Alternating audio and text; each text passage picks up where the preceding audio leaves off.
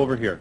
Why is it we have so many millionaires and everything in the United States, and we still have so many impoverished people who try to get up into the world?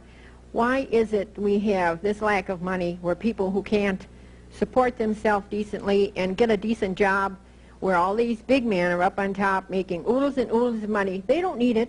They can only eat that much, sleep in the bed. And what do you suppose they do? If they don't eat it and don't use it, what do you suppose they do? They hoard it. And what do you mean they hoard it? You mean they put it under their pillows? That's right. No, they keep investing it. Investing it in what? That's right. Yeah. What do they invest it in?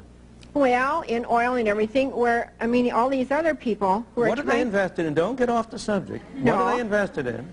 Well, they invested in a lot of different things that the little people need. Well, do they invest it in factories? Yes. Does some of that money end up in machines? Yes. Do those factories and machines provide ordinary working people with jobs or not?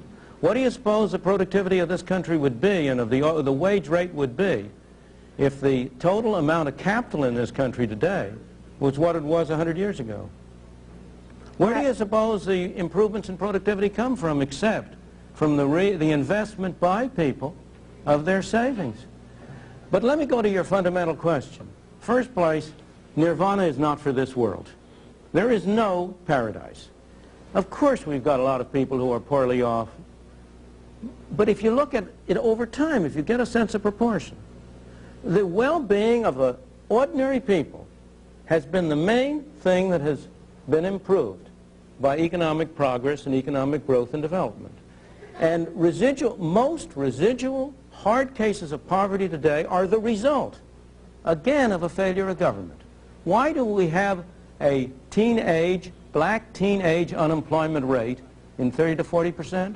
Because of two failures of government. One, a failure to provide decent schooling, which is a governmental responsibility. Has been, whether it should be or not, it has been. And second, because of a minimum wage rate, which prevents those kids who haven't had decent schooling from getting jobs at low pay at which they can earn the skills on the jobs that would enable them to rise to higher pay. If you look at the sources of poverty, you will find most of them are derived from what I regard as wrong-headed government policies.